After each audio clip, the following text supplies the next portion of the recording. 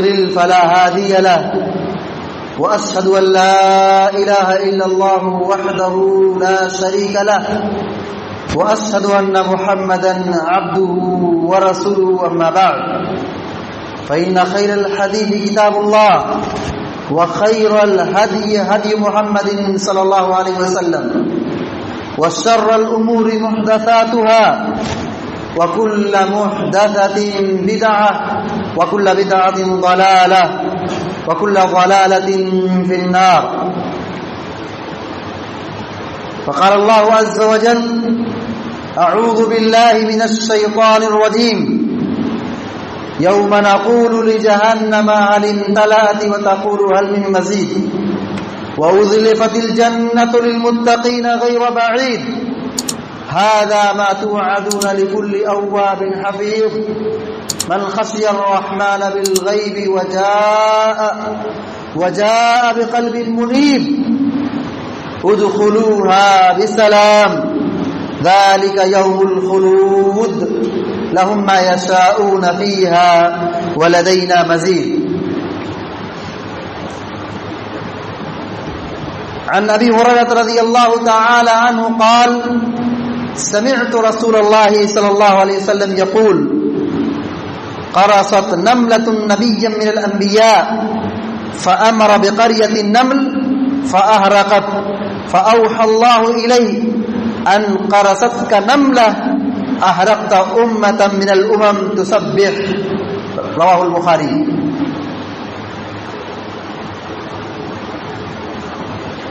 خطبہ مسنونہ کے بعد بخاری شریف کی ایک روایت پڑھی گئی ہے، جو روایت دراصل ایک مشہور واقعہ ہے. واقعہ یہ ہے کہ ایک نبی علیہ السلام کہیں جا رہے تھے، ان کے ساتھ ان کی امت تھی. کسی درخت کے سائے میں بیٹھے آرام کرنے کے لیے تو ایک نبی کو ایک چونٹی نے کاٹ لی. نبی علیہ السلام کون تھے ان کا نام نہیں بتایا گیا ہے، بس ایک نبی کا واقعہ ہے. انہوں نے ساری چونٹیوں کو جلا ڈالا. صحیح بخاری کی روایت دیکھیے، حضرت ابو ہریرہ رضی اللہ تعالی عنہ بیان کرتے ہیں کہ سمعت رسول اللہ صلی اللہ علیہ وسلم یقول، کہ میں نے اللہ کے رسول صلی اللہ علیہ وسلم کو فرماتے ہوئے سنا. آپ کہہ رہے تھے، فرما رہے تھے: قرصت نملۃ نبی من الانبیاء، کہ ایک چونٹی نے نبیوں میں سے کسی نبی کو ڈنک مار لی، کاٹ لیا. چونٹی کا کاٹنا کوئی پوائزن اور خطرناک قسم کا زہر نہیں ہوتا ہے، ایک معمولی سی ہلکی سی تکلیف ہوتی ہے. مگر وہ نبی تھے، ان کو غصہ آ گیا، ان سے غلطی ہو گئی. فَأَمَرَ بِقَرْيَةِ النَّمْلِ فَأَحْرَقَتْ، انہوں نے یہ حکم دیا کہ جو چونٹی کا گھر ہے، چونٹی کی جو بستی ہے، اس کو نکال دیا جائے. جو سوراخ میں چونٹیاں چھپی ہوئی ہیں ان کو نکالا جائے. فأحرقت، اور اسی سوراخ میں آگ لگا دی. حکم دیا تھا آگ لگا دو. آگ جلائی گئی، ساری چونٹیاں جل کر کے راکھ ہو گئی. فأوحى اللہ الیہ، اللہ کا فرمان نازل ہوا، اللہ کی وحی آئی. اللہ تبارک و تعالیٰ نے کیا وحی نازل فرمائی؟ نبی کو یہ حکم دیا، کہا ان قرصت کا نملہ، اے نبی ایک چونٹی نے آپ کو ڈنک مارا، ایک چونٹی نے آپ کو کاٹ لیا. احرقت امۃ من الامم، آپ نے ساری چونٹیوں کو جلا کر کے راکھ کر دیا. وہ چونٹیاں تسبحو، جو اللہ کی حمد و ثنا بیان کرتی ہیں، اللہ کی تسبیح بیان کرتی ہیں، اللہ رب العالمین کی حمد و ثنا بیان کرتی ہیں. تو ان چونٹیوں کو آپ نے قتل کرنے کا حکم دے دیا، جلا دیا. اللہ تبارک و تعالیٰ نے آسمان سے وحی نازل فرمائی. یہ واقعہ ہے. اس واقعے میں ہمارے لیے اور آپ کے لیے بہت ساری نصیحتیں ہیں. یہ ایک واقعہ ہے کہ اللہ تبارک و تعالیٰ کے ایک جلیل القدر نبی تھے, ان سے یہ غلطی ہو گئی اور اللہ کے نبی صلی اللہ علیہ وسلم ان کا واقعہ بیان فرمایا حدیث کے اندر. وہ صحیح بخاری کی روایت کے اندر واقعہ موجود ہے. اس واقعے میں ہمارے نصیحت کیا ہے؟ سب سے پہلی نصیحت یہ ہے کہ اپنے غصے کو کنٹرول کرنا چاہیے, کیونکہ آدمی جب سنجیدہ ہوتا ہے, بااخلاق ہوتا ہے, غصے سے دور ہوتا ہے تو اس کا فیصلہ بھی اچھا ہوتا ہے. لیکن آدمی سنجیدہ نہیں ہے, بہت زیادہ غصہ کرنے والا ہے, اس کے فیصلے بھی ایسے ہی عجیب و غریب قسم کے ہوتے ہیں. تو بہت زیادہ غصہ نہیں ہونا چاہیے, غصے سے بچنا چاہیے. دوسری بات اس میں نصیحت یہ ہے کہ انبیاء علیہ الصلوۃ والتسلیم بشر تھے, انسان تھے, وہ کوئی دوسری مخلوق نہیں تھے, وہ بھی ہماری جیسے آپ جیسے انسان تھے. بس یہ کہ اللہ تبارک و تعالیٰ نے انبیاء کو اعلیٰ مرتبہ عطا کیا تھا. ان کے پاس وحی آتی تھی, اللہ کا کلام نازل ہوتا تھا, اللہ کا فرمان نازل ہوتا تھا. ان کے پاس بھی ہاتھ تھے, پیر تھے, وہ بھی کھاتے تھے, پیتے تھے, چلتے تھے. بسا اوقات ان سے بھی کہیں غلطی ہو جایا کرتی تھی. کن سے؟ انبیاء کرام سے. نبی علیہ الصلوۃ والسلام نے واقعہ ذکر فرمایا, کہا انہوں نے پوری چوٹیوں کو جلا دیا. یہ غلطی نہیں ہے, غلطی ہے, یقیناً غلطی ہے. تبھی تو اللہ تبارک و تعالیٰ نے متنبہ کیا. کیوں جلایا؟ جبکہ یہ چوٹیاں اللہ کی تصویر بیان کرتی ہیں. تو انبیاء بشر تھے, انسان تھے, کوئی دوسری مخلوق نہیں تھے. وہ بھی کھاتے تھے, پیتے تھے, سوتے تھے, آرام کرتے تھے. واقعی آپ دیکھیے, انبیاء نبی علیہ السلام جا رہے تھے, تھکاوٹ محسوس ہوئی, آرام کرنے کے لیے درخت کے سائے میں بیٹھ گئے, لیٹ گئے. تو یہ لیٹنا, بیٹھنا, سونا, چلنا, پھرنا ایک نبی کا کام, ایک انسان کا کام ہے, وہ کسی دوسری مخلوق کا کام نہیں ہے. بہت سارے اہل بدعت, خرافاتی لوگ, بدعتی لوگ یہ عقیدہ پیش کرتے ہیں کہ انبیاء جو ہوتے ہیں وہ انسان نہیں, وہ نور ہوتے ہیں. یہ عجیب و غریب فلسفہ ہے. یہ بہت ہی عجیب بات ہے کہ انبیاء کی رشتہ داریاں تھیں, ان کی بیویاں تھیں, ان کی اولاد تھے, ان کے بابا دادا تھے, سارے ریلیشن شپ جو تھے سب موجود تھے. پھر یہ کیسے کہا جا سکتا ہے یہ انبیاء انسان نہیں تھے بلکہ وہ نور تھے یا دوسری مخلوق تھے؟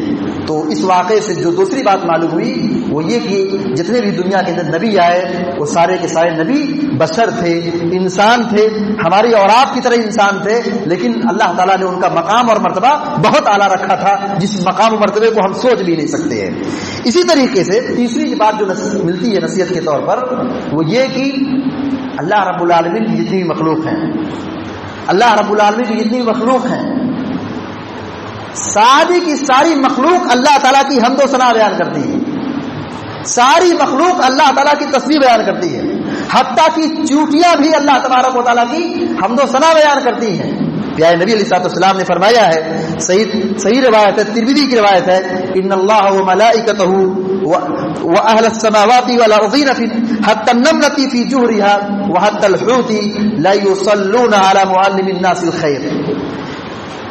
کہ یہ زمین والے یا آسمان والے, حتیٰ کی چوٹیاں, فرشتے, مچھلیاں, یہ دین کو سکھانے والے جو علماء ہیں, دیندار لوگ ہیں, علماء کے حق میں یہ سب دعائیں مغفرت کرتی ہیں. چوٹیاں تسبیح بیان کرتی ہیں, دعائیں کر رہی ہیں. کن کے لیے؟ دین سکھانے والوں کے لیے, دین کی طرف دعوت دینے والوں کے لیے. یہ مچھلیاں سمندر کی گہرائی میں, پانی کے اندر, یہ چوٹیاں اپنے سوراخوں کے اندر, اپنے گھروں کے اندر, یہ اللہ تعالیٰ کی حمد و ثنا بیان کرتی ہیں, تسبیح بیان کرتی ہیں. اور اہل علم لوگ جو ہے, علماء کا جو طبقہ ہے, دین کی طرف لوگوں کو بلانے والا جو طبقہ ہے, ایسے معلم کے لیے, ایسے علماء کے لیے یہ چوٹیاں اور مچھلیاں اللہ رب العالمین سے دعائیں مغفرت کرتی ہیں. تو کہنا کیا ہے اس واقعے سے؟ تیسری جو نصیحت ملتی ہے, یہ چوٹیاں بھی اللہ تعالیٰ کی تسبیح بیان کرتی ہیں, حمد و ثنا بیان کرتی ہیں, اللہ کی تسبیح بیان کرتی ہیں. مگر افسوس کا مقام ہے کہ ہم انسان ہونے کے ناطے ہمارے پاس عقل ہے, دماغ ہے, شعور ہے, دل ہے, ہاتھ ہے, پیر ہے, دیکھنے, سننے, سمجھنے کی صلاحیت ہے. ہم سب سے اچھا پہنتے ہیں, اچھا کھاتے ہیں, اچھی جگہ رہتے ہیں, اس کے باوجود بھی ہم اللہ تعالیٰ کے لیے اپنا وقت نہ نکال سکے, اللہ کی تسبیح نہ بیان کر سکے. تو ہمارے اور جانوروں میں کوئی فرق نہیں ہے. جانور تو اللہ تعالیٰ کو پہچانتا ہے, جانور تو اللہ کی توحید کو سمجھتا ہے, اللہ کی عظمت کو جانتا ہے، ذکر و اذکار کرتا ہے، اللہ کی تسبیح بیان کرتا ہے، ہم انسان ہونے کے بعد بھی اللہ کی عظمت کو نہ پہچانے، اللہ کے مقام کو نہ پہچانے، اللہ کی تسبیح نہ بیان کرے، یہ بہت بڑی بدنصیبی ہے۔ اللہ رب العالمین انسانوں کے بارے میں کیا فرمایا کہ جو شرک کرتے ہیں، اللہ کو نہیں پہچانتے ہیں، کیا فرمایا ایسے لوگوں کے بارے میں؟ کہا ان کے پاس دماغ تو ہے، ان کے پاس دل تو ہے، لیکن یہ سمجھتے نہیں ہیں، ان کے پاس آنکھ تو ہے لیکن دیکھتے نہیں ہیں، ان کے پاس ساری چیزیں موجود ہیں لیکن حق بات کو سمجھنے، سننے اور اس پر عمل کرنے سے قاصر ہے۔ آگے اللہ نے کیا فرمایا؟ ہم کالانعام بل ہم اضل، یہ تو جانور ہے بلکہ جانور سے بھی کہیں زیادہ گئے گزرے ہیں۔ یہ چونٹیاں بھی اللہ تعالیٰ کی تسبیح بیان کرتی ہیں، اللہ رب العالمین کی بندگی کرتی ہیں، اللہ کی عبادت کرتی ہیں۔ قرآن کریم میں جگہ جگہ پر اللہ نے فرمایا یسبح للہ ما فی السماوات والارض، اللہ کی تسبیح بیان کرتی ہے جو کچھ زمین کے اندر ہے، جو کچھ آسمان کے اندر ہے، چاہے وہ فرشتے ہو، چاہے زمین و آسمان کے بیچ میں پرندے ہو اور دوسری مخلوقات ہے، یا زمین پر جو کیڑے مکوڑے ہیں، چیونٹیاں ہیں سوراخوں کے اندر، بلوں کے اندر، یا مچھلیاں ہیں پانی کے اندر، ہر مخلوق اللہ رب العالمین کی تسبیح بیان کرتی ہے، یہ قرآن میں اللہ نے بیان فرمایا ہے۔ مگر انسان کتنا غافل ہے، کتنا بے خبر ہے، وہ اللہ کو نہیں پہچانتا ہے، اللہ کی عبادت نہیں کرتا ہے، یہ بہت بڑی محرومی ہے۔ اسی طریقے سے اس واقعے سے ایک نصیحت یہ ملتی ہے کہ بدلہ لینا جائز ہے، بدلہ لے سکتے ہیں، جتنا آپ پر ظلم ہوا ہے، جتنا آپ کا نقصان ہوا ہے، آپ بدلہ لے سکتے ہیں۔ معاف کر دیں یہ آپ کا اخلاق ہے، ہم معاف کر دیں یہ ہمارا اخلاق ہے، لیکن ہم پر کوئی ظلم کرتا ہے، حتیٰ کہ چونٹی کے کاٹنے کے برابر بھی تکلیف پہنچتی ہے، ہم بدلہ لے سکتے ہیں۔ یہی تو اللہ نے کہا، اللہ کے نبی نے فرمایا کہ اللہ نے وہی نازل فرمائی، کیوں پوری چونٹیوں کو جلا دیا؟ ایک چونٹی جو کاٹی تھی اسی کو کاٹ دیتے، مسل دیتے، مار دیتے، انتقام لے لیتے، بدلہ لے لیتے، لیکن نبی نے جو فیصلہ لیا کہ ساری چونٹیوں کو جلا دیا، یہ غلط تھا۔ جائز کیا تھا، درست کیا تھا کہ ایک چونٹی جس نے آپ کو تکلیف پہنچائی تھی آپ اس کو تکلیف پہنچا دیتے، تو بدلہ لینا ہماری شریعت میں جائز ہے۔ پانچویں بات جو معلوم ہوئی وہ یہ کہ جو موذی جانور ہیں، جو تکلیف پہنچانے والے ہیں، جن سے تکلیف پہنچتی ہے، ان کو قتل بھی کیا جا سکتا ہے، ان کو مارا بھی جا سکتا ہے۔ کسی جیسے سانپ ہے، اژدہا ہے، یہ تکلیف پہنچانے والے جانور ہیں، کاٹنے والے ہیں، ڈنک مارنے والے ہیں، جان مارنے والے ہیں، ایسے جانوروں کو قتل کیا جائے گا، جائز ہماری شریعت میں ہے۔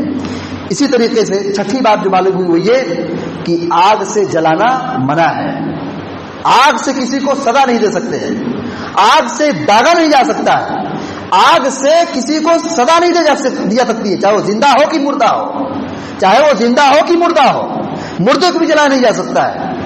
زندہ ہے تو آپ سمجھ سکتے ہیں جب مردے کو جلانا حرام ہے تو زندے کو جلانا کیسے جائز ہو سکتا ہے؟ یہ آگ سے سزا دینا، آگ سے عذاب دینا، یہ انسان کے لیے جائز ہی نہیں ہے۔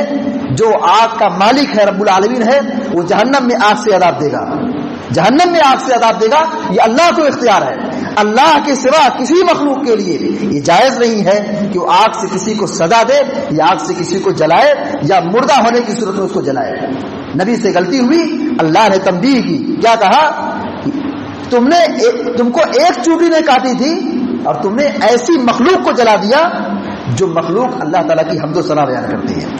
اسی طریقے سے ساتھی بات معلوم ہوئی، جو غلطی کرتا ہے وہی مجرم ہے، جو غلطی کرتا ہے، گناہ کرتا ہے، ظلم ڈھاتا ہے، وہی ظالم ہے۔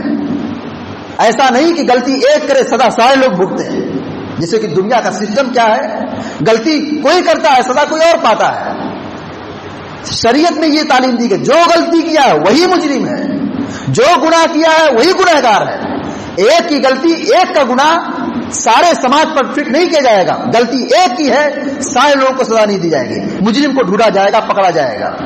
اس ایک چونٹی نے قتل کیا تھا، اس ایک چونٹی نے نبی کو تکلیف پہنچائی تھی، کاٹ لی تھی، اللہ نے یہ نہیں کہا کہ تم نے کیوں نہیں سارے لوگوں کو جلا دیا، اس سے منع کیا، اس سے منع یہ نہیں کیا، آپ کو یہ اختیار تھا کہ آپ کو جس چونٹی نے تکلیف پہنچائی ہے اس سے آپ بدلہ لے سکتے ہو، اس سے انتقام لے سکتے ہو، اس سے منع نہیں کیا۔ منع کس سے کیا؟ جلانے سے منع کیا، ساری چونٹیوں کو قتل کرنے سے منع فرمایا۔ اسی طریقے سے 8ویں چیز یہ ہے کہ ظلم بہت خطرناک گناہ ہے. ظلم بہت خطرناک گناہ ہے, بہت بڑا گناہ ہے. اگر یہ ظلم چونٹی پر بھی ہو تو بھی ظلم ہے. چونٹی ایک چھوٹی مخلوق ہے, چونٹی ایک چھوٹی مخلوق ہے, بہت چھوٹی مخلوق ہے. اللہ کا کمال کیا ہے, اللہ نے کیسے اس کو پیدا کیا ہے, اس کے اندر طاقت دی ہے, وہ چلتی ہے, سنتی ہے, دیکھتی ہے, کھاتی ہے. بہت بڑی دلیل ہے توحید کی کہ اللہ تعالیٰ نے کیسے پیدا کیا ہے. اگر یہ ظلم چھوٹی مخلوق پر بھی ہو بہت بڑا ظلم ہے, بہت بڑا. لوگ آج اس چیز کو نہیں سمجھتے ہیں. لوگ بڑے بڑے لوگوں پر ظلم بناتے ہیں, علماء پر ظلم, ائمہ پر ظلم, ذمہ داروں پر ظلم. کون بچتا ہے ظلم سے؟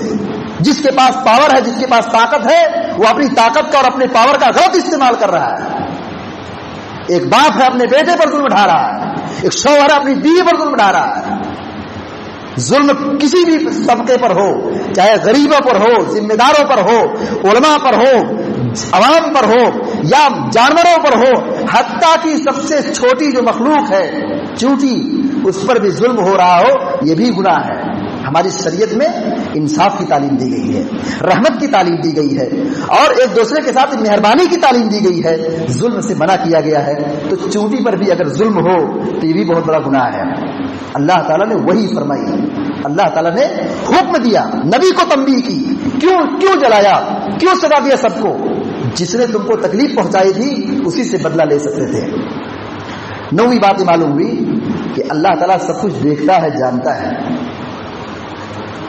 ایک نبی نے فیصلہ لیا, ساری چیونٹیوں کو جلا دیا. اللہ کو خبر ہو گئی, اللہ سب دیکھ رہا ہے, سب جان رہا ہے, اس سے کوئی چیز غافل نہیں ہے, وہ سب چیز پر نظر رکھتا ہے. چیونٹیوں پر بھی اگر ظلم ہوگا تو اللہ انتقام لے سکتا ہے, بدلہ لے سکتا ہے. ڈرنا چاہیے, بچنا چاہیے, توبہ کرنا چاہیے کہ کسی بھی طبقے پر ظلم نہیں ہونا چاہیے. ظلم سے لوگوں کو بچانا چاہیے. اللہ کے نبی علیہ السلام نے فرمایا ہے, اپنے بھائی پر ظلم, اپنے بھائی پر جہاں ظلم ہو رہا ہو, جس پر ظلم ہو رہا ہو, اس کی بھی مدد کرو اور ظالم کی مدد کرو. سمجھ میں آ رہا ہے, بات سمجھ میں آ رہی ہے کہ مظلوم جو ہے اس پر اس کی مدد تو کی جا سکتی ہے, لیکن ظالم کی ہم کیسے مدد کریں؟ اللہ کے نبی صلی اللہ علیہ وسلم نے فرمایا, ظالم کا ہاتھ پکڑ لو. تمہارے پاس طاقت ہو, قوت ہو تو ظالم کا ہاتھ روکنا چاہیے, پکڑنا چاہیے. مظلوم کو بچانا بھی ہے اور ظالم کا ہاتھ روکنا بھی ہے. یہ ہمارے ہر شخص کی یہ ذمہ داری ہے کہ جہاں بھی ظلم ہو رہا ہو وہاں پر آگے بڑھنا چاہیے, مدد کرنا چاہیے. جیسے بھی ہم مدد کر سکتے ہو, روک کر کے, زبان سے یا کسی تک بات پہنچا کر کے, ہمارے پاس جو بھی اہلیت اور طاقت ہو, ہر ناحیے سے ہم اس ظلم کے خلاف کھڑے ہونا چاہیے. اور اگر ہم ظلم کے خلاف نہیں کھڑے ہوں گے, ظلم سے نہیں بچیں گے, ظالموں کو نہیں روکیں گے, تو پھر ان کو اور ظلم کرنے کا موقع ملے گا. 10ویں اور آخری بات یہ معلوم ہوئی کہ ہماری شریعت میں قتل کرنا بہت بڑا گناہ ہے. قتل کرنا بہت بڑا گناہ ہے. ہم ناحق چیونٹی کو بھی نہیں مار سکتے ہیں. اسلام کتنا واضح موقف رکھتا ہے کہ کسی بھی مخلوق کو ہم نہیں مار سکتے ہیں, کسی کو قتل نہیں کر سکتے ہیں. چونٹی کا بھی قتل بہت بڑا جرم ہے. پیارے نبی علیہ السلام نے حدیث کے اندر منع فرمایا ہے, 4 چیزوں کو نہیں مار سکتے ہیں. اس میں سے سر فہرست اللہ کے نبی صلی اللہ علیہ وسلم نے کہا, چونٹی کو مت مارو, چونٹی کو مت مارو, چونٹی کو قتل مت کرو. اسلام کتنا واضح موقف رکھتا ہے قتل کے تعلق سے کہ قتل کرنا سنگین جرم ہے, مرڈر کرنا سنگین جرم ہے. چونٹی کا بھی قتل بڑا جرم ہے, گناہ ہے, منع کیا گیا ہے. مگر کتنے ایسے لوگ ہیں جو جانتے بھی ہیں, سمجھتے بھی ہیں اور بولتے رہتے ہیں, لکھتے رہتے ہیں, سناتے رہتے ہیں میڈیا پر اسلام کے خلاف. اسلام دہشت گردی کی تعلیم دیتا ہے. کتنا واضح موقف رکھتا ہے اسلام. جس شریعت میں, جس اسلام میں چونٹی کا بھی قتل گناہ ہے, تو سننے والے, دیکھنے والے, بولنے والی مخلوق کو, انسانوں کو قتل کیسے کیا جا سکتا ہے؟ اسلام واضح موقف رکھتا ہے, دہشت گردی کے خلاف ہمیشہ کھڑا رہتا ہے. یہ 10 نصیحتیں ہیں, اس لیے ہمارے لیے اور آپ کے لیے ہم رب العالمین سے دعا کرتے کہ اللہ تبارک و تعالیٰ ہم کو, آپ کو اور سارے لوگوں کو نیک عمل کرنے کی توفیق عطا فرمائے اور ہر قسم کے گناہ سے ہم سب کی حفاظت فرمائے. آمین یا رب العالمین. اقول قولی ھذا واستغفر اللہ لی ولکم ولسائر المسلمین فاستغفروه انه غفور رحیم. وصلی اللہ علی نبینا محمد وعلی آلہ وصحبہ اجمعین.